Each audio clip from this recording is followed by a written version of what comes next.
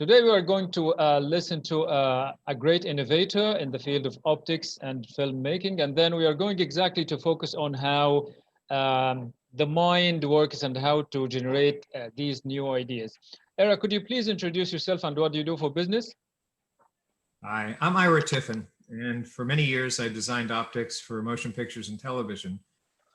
Pieces of glass that would go in front of a camera lens that would make people look better, make the environment look more like what the storyline requires, take sunny days and turn them cloudy, or cloudy days and make them look more sunny. Things of that nature. And to some extent, I still do some of that, but I've also gotten into making art using some of the techniques that I developed for working with glass. And so what I do is create sculpture out of glass pieces. So my main question is, how would you define your thinking style?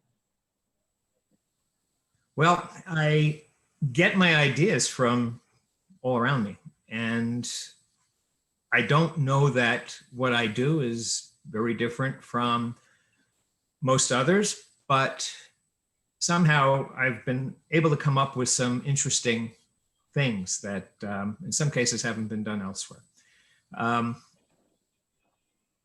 I have developed products on the basis of having customers come to me and ask me for something specific. I have developed products on the basis of me coming across a need that, as far as I knew, wasn't necessarily something the market was aware of. But I only was able to find out once I created something that would address that need and then put it out there and see what people had to say.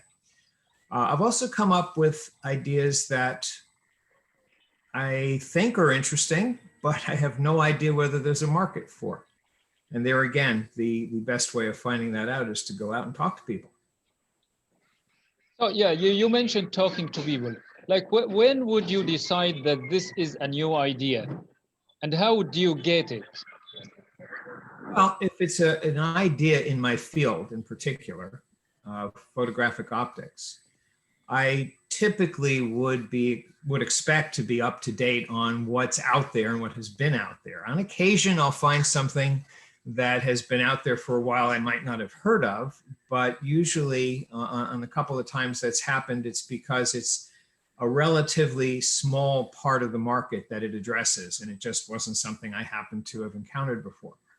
But that's not to say I can't be surprised by things. Certainly there's some very interesting surprises out there to be had and to be found. But for the most part, if I'm coming up with something in my field, I typically can find out fairly quickly, even if I don't know myself when I first think of it, whether it's something that's been out there before. I came up with something many years ago, only to find that, let's see, this was probably 1990, somewhere in that range, maybe even in the 80s. Something that the core concept for was actually patented 100 years earlier in the 1880s for a totally different application. It had to do with using liquid to create colors in a filter for certain applications. And I had a design for something and was ready to make a prototype when I learned that the basic concept had been patented in an application for railroad lighting, where they have lights that need to change color in order to notify the engineer that you either need to slow down with a red light, or or stop with a red light, slow down with a yellow light, or things are good with a green light. And they would change the colors using liquids. So I didn't pursue that idea for other reasons, but I was a little disappointed when I found that this idea I just had that I'd never seen before anywhere else had actually occurred to someone else for a totally different use 100 years earlier. And so, I remember that I think it was sometime in the 1900s. I'm sorry, 1800s. But somewhere around the 1880s, when the head of the US Patent Office, I believe, said he thought that everything that could be invented had been invented.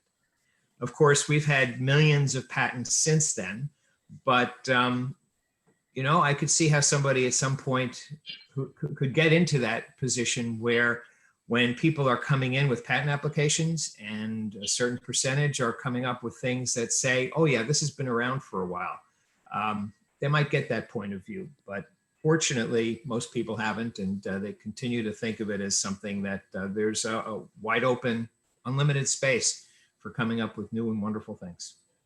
And how do you feel when you see an invention that you have thought of before that? Oh, that's happened.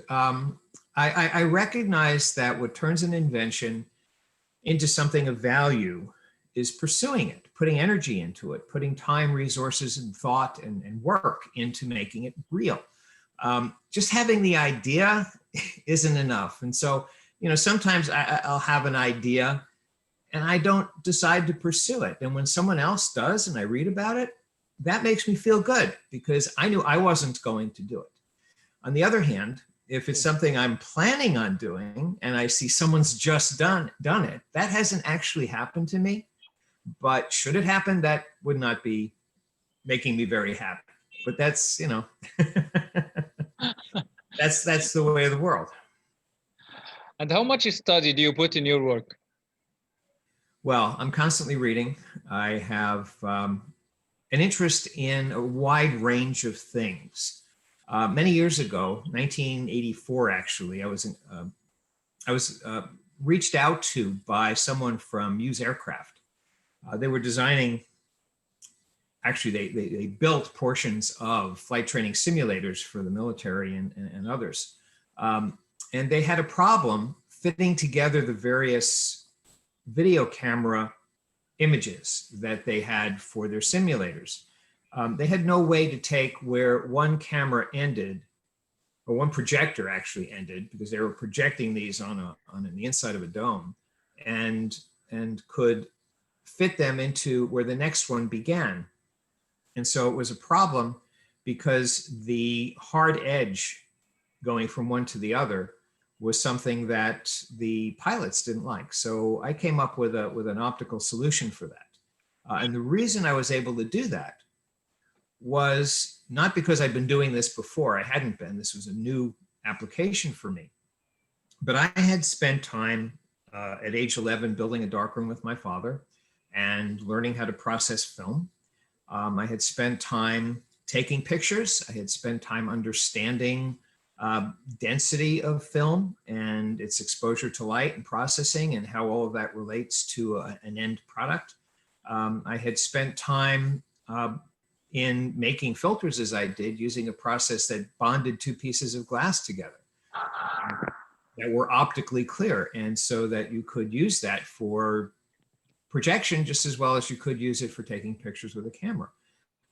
And I also had experience making holograms, which allowed me to work with certain types of film that became quite useful for this. So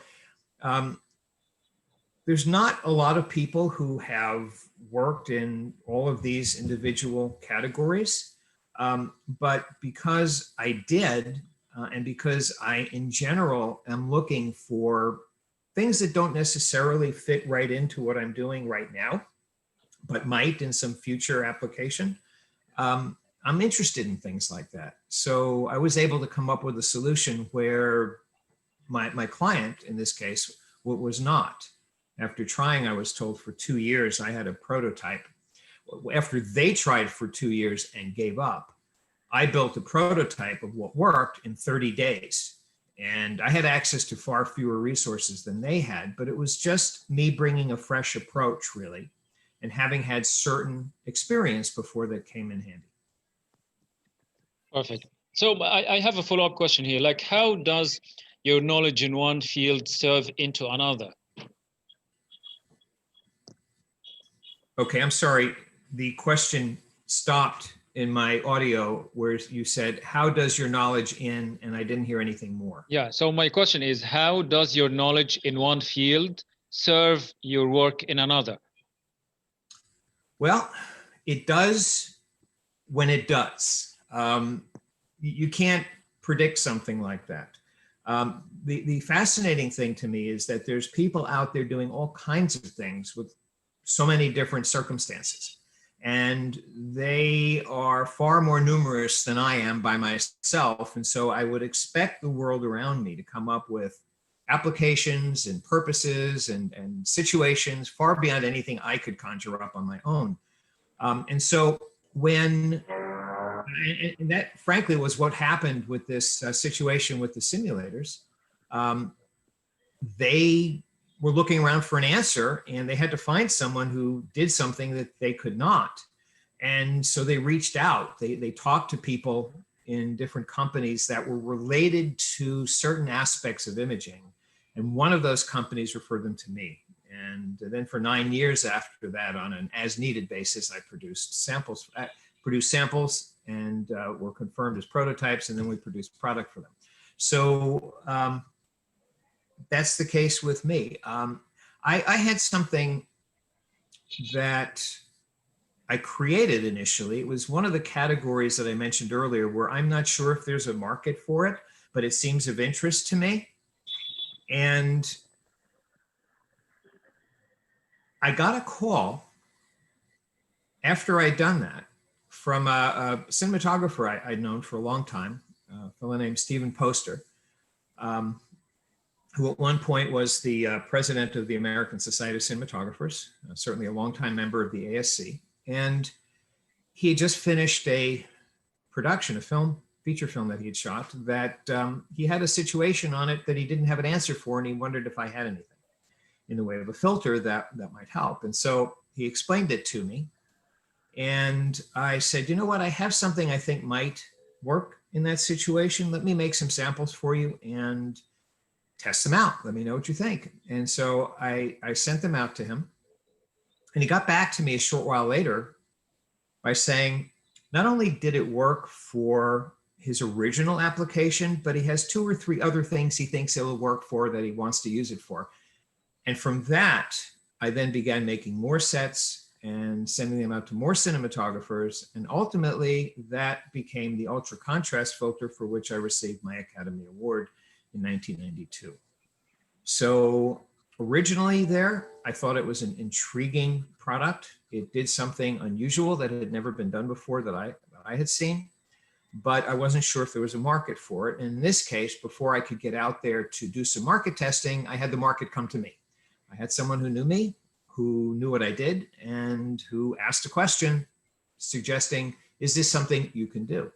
And it worked out. Perfect. I've also had people come to me, as with Bill Wages, also an ASC cameraman, who had brought to me a product that he had actually made himself.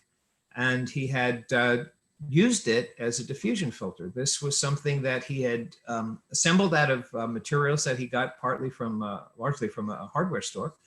And it worked. And so he wanted to know if this was something that could be done professionally.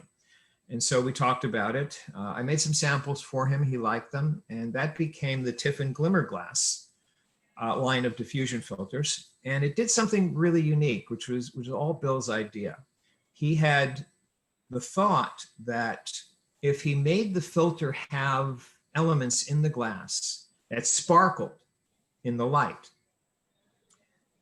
the actor would see that the filter was on in front of the lens by the sparkle, and he'd know that he's being taken care of by the cinematographer because he's using a filter to make him look better, he or she. And so I thought this was the first filter with a psychological advantage. It's a great idea.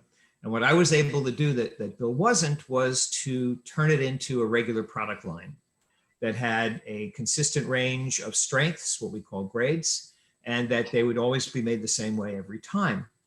And so that worked out. So that was another way in which a product could get its start.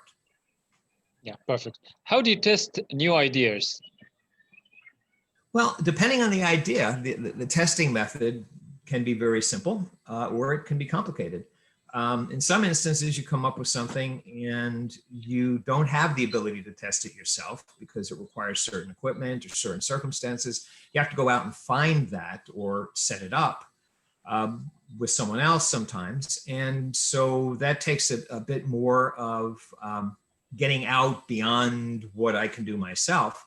And that's been done. And that was like the situation with the Ultracon, where I gave it to the cinematographer and he tested it out.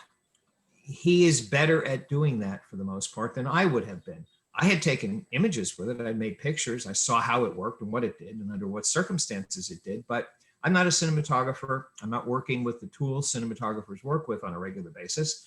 So they can take it out to the situation that their world exists in, and they can really tell for sure whether it works. And that's a very, in my field, for these types of things, that's a very good way of doing it.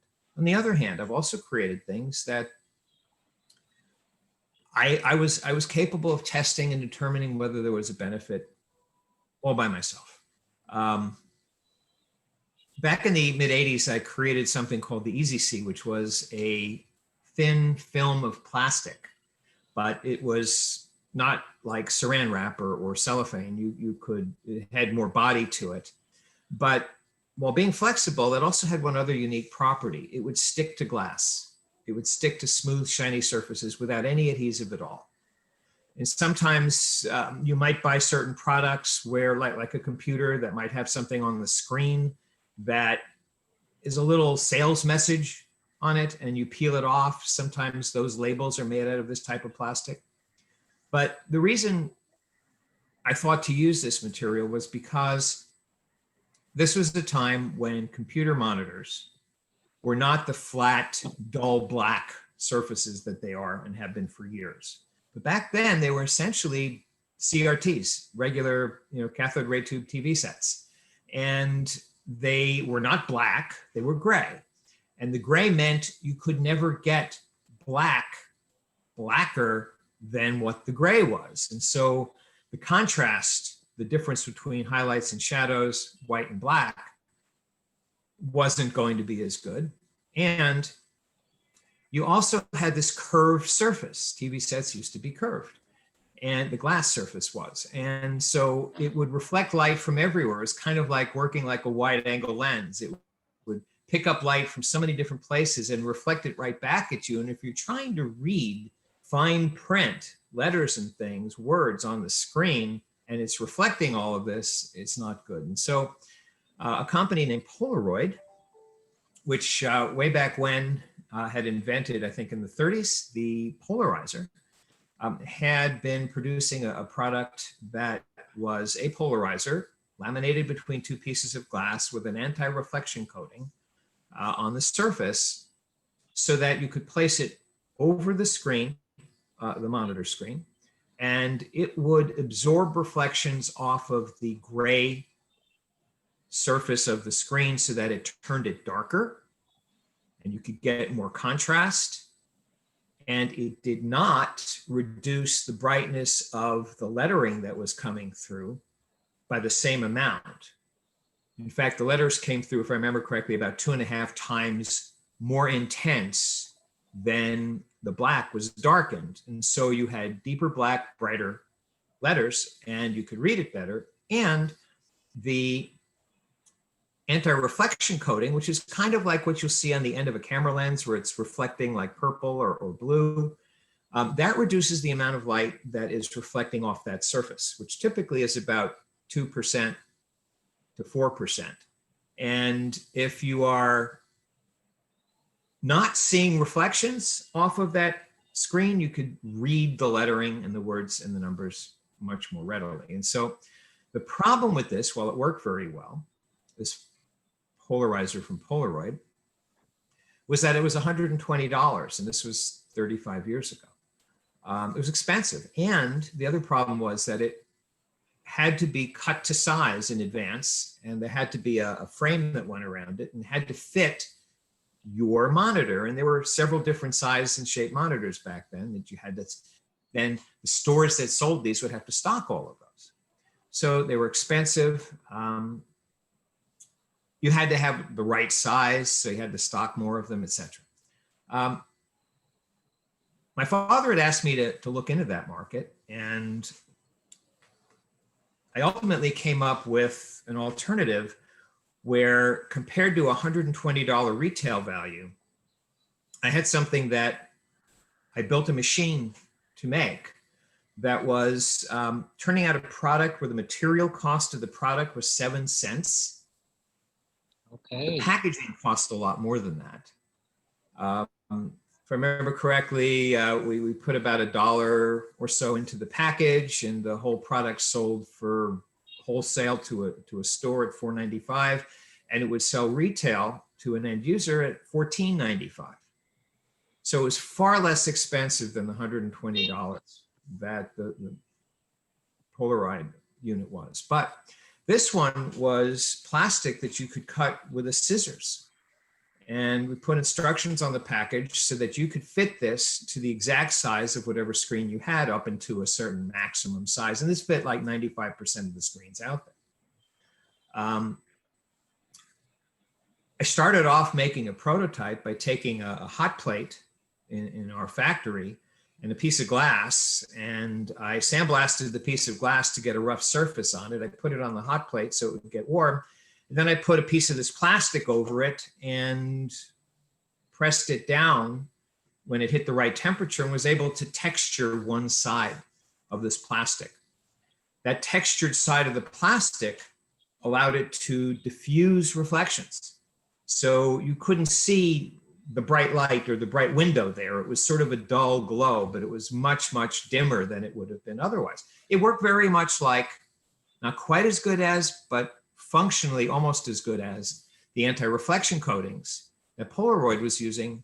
But I put it essentially without any additional material cost onto the plastic. And so I turned a product out that worked very well.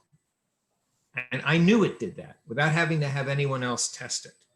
I did take it once to a large stock brokerage firm in Manhattan. At their request, they had a very large TV that back then, all of their brokers sitting at desks would look up at to get latest stock figure numbers. And I didn't make one that big. So I took 4 of them and I put them up there like they were fitted like wallpaper. And so they loved it. And I would have had more to sell to them, but I decided not to pursue that. I wanted to see what I could do with what I had started with.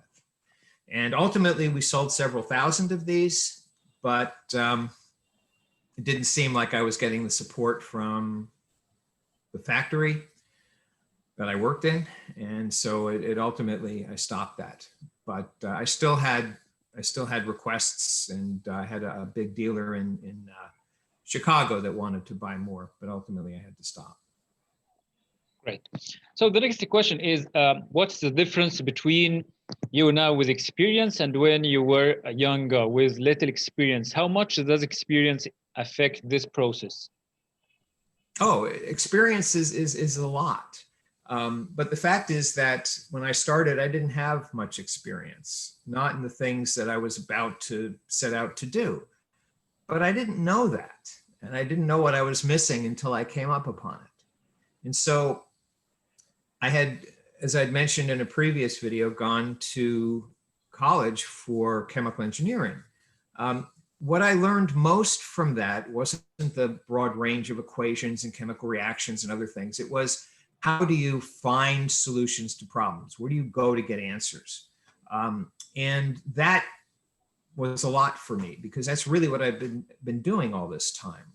Apart from spending roughly 3 weeks with my father, who gave me a background in what he had been doing with filters, I then took that and over decades turned that into a whole range of products and techniques and technologies that some of which are still active today.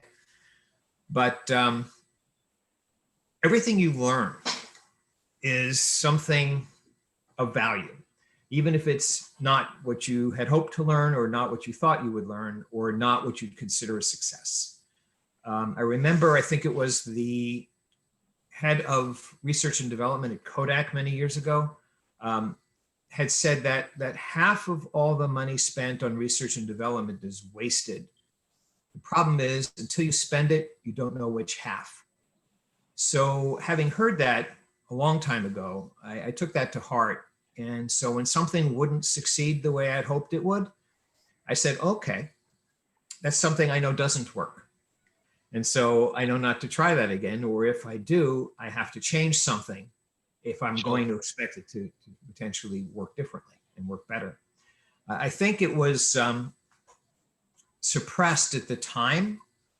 I just remember reading something vaguely about this, and it had to do with Edison's invention, Tom Edison, of the light bulb.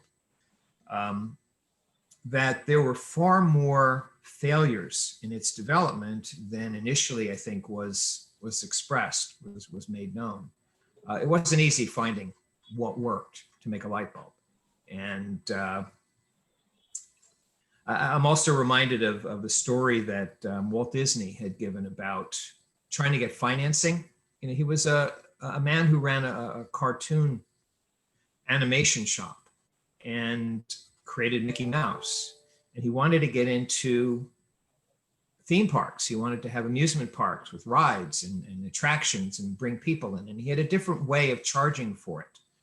And he thought, well, put all these things together, it would be a great concept, but he needed the money from financing with a bank. And it wasn't easy. You know, we look back today and say, well, sure, that's a brilliant idea and it's going to be wonderful. But back then, bankers didn't necessarily have to agree with the vision that Disney brought to it. So how much persistence and perseverance did it take? Does it take to succeed? And that's another reason why, if I don't put the effort into an idea and someone else does it, I generally don't have a problem with them succeeding, because I know that I didn't do what it took for it to have been mine. And so I'm not going to worry about that. In Disney's case, what would you think? If you were to go to 10 banks and they said no, would you give up? I mean, hey, 10 banks, you think they know what they're talking about, right? But how about 50 banks? Or how about 150 banks? Or how about twice that? How about 300 banks and they all said no? Would you have given up? As I recall, it was 308 banks where Disney finally got a yes. So look, ideas, there are all kinds of ideas out there. And if you don't have the resources to make something happen, or if you don't find the resources, acquire them, somehow figure out how to turn it into something real, it's just an idea. And the idea doesn't have value until you make it into something real. Perfect. Are you afraid of making mistakes? And how much does vulnerability to making mistakes affect your innovation? I make mistakes all the time. So if I was, afraid to get out of bed in the morning because I might make a mistake, I wouldn't be sitting here. I'd still be in my bedroom. The actual fact is, it can be scary doing things you haven't done before. A lot of the stuff that I've done over the years turn out to be things I hadn't done before. Not the stuff I do on a daily, regular basis, but when it comes to coming up with something new. And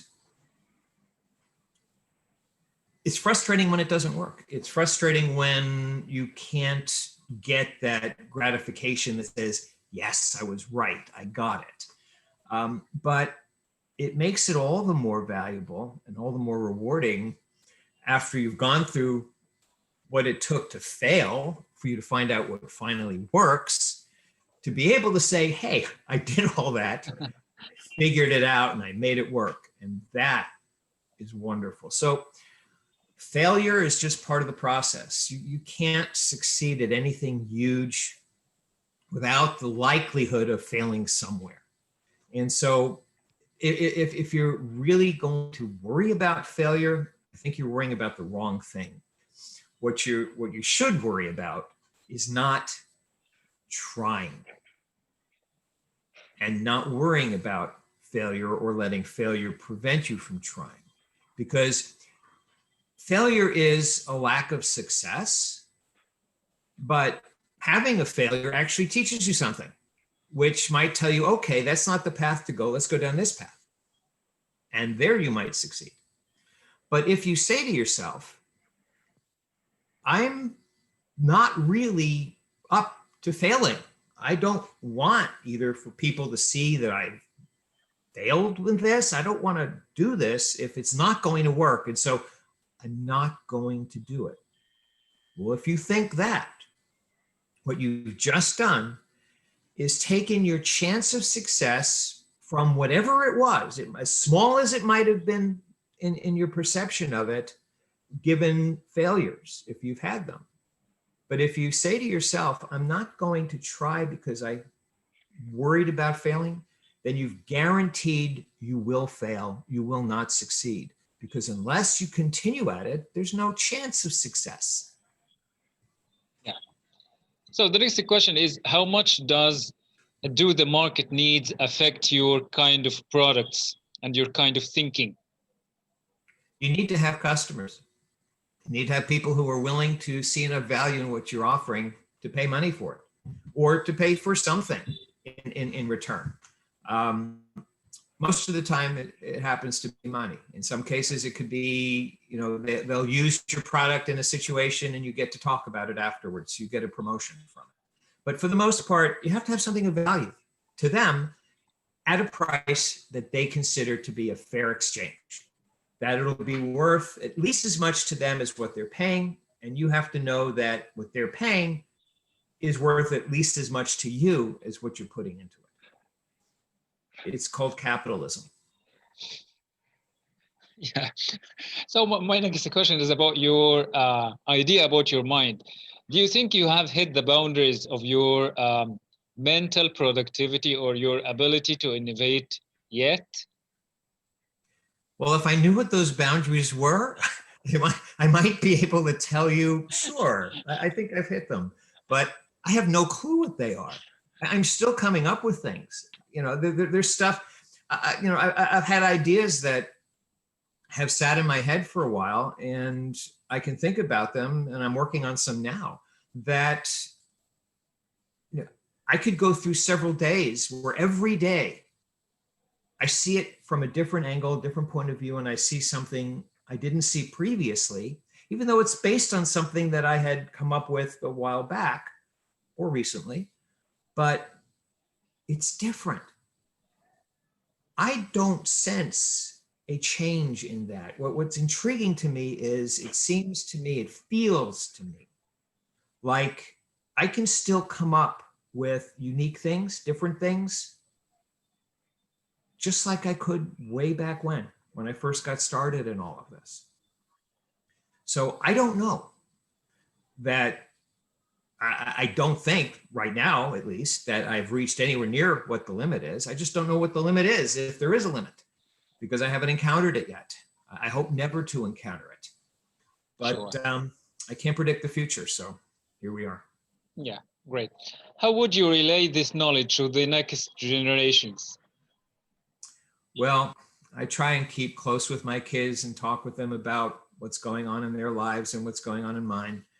And so I've gone over with them on numerous occasions certain things that I've been working on and what it's been about. And there's been plenty of times when I didn't. It's hard to keep everything open and flowing, but that's a goal that I would like to achieve to a greater degree than at some points in the past, and I'm actively pursuing that now. So I think that communication, of course, is the key. You need to be able to share what's going on, share what you're doing, and also to be aware of what is going to be of interest to them, because while some parents I've read want their kids to be just like they want them to be, if they were a doctor, then my child should be a doctor, and that's all that's going to work. I've never taken that approach. I didn't want to make anything be in the way of my children finding what works for them. I certainly didn't want to be in their way. And the only way to do that is to let them go out in the world, knowing you love them, knowing that you support them, and knowing that you're there for them if things don't work out the way they hope, but also just for simple things like advice and for answering questions that through experience and insight, you could perhaps have an answer where they don't. And then I've had many situations where my kids have taught me things because they're people on their own, and I've been blessed with some really fantastic kids. And so it's something that works both ways. I'm open to what they have to teach me, as well as I'm very happy they're open to what I have to teach them. Doesn't mean we always agree, but we're open to discuss things. Perfect. What else would you like to add today? Well, I wanted to thank you, Nour, for giving me the opportunity to this afternoon have this wonderful discussion about things that are important to me, in the hope that this is something that other people might find of interest. You know, I don't have any expectations that this is going to get a large number of viewers, but the thing is, I have a joy in discussing it in a way that can be shared with others. And so I appreciate you giving me that opportunity. And I thank you for that. It has been more than amazing talking to you today. Thank you so much for these great ideas indeed. Thank you.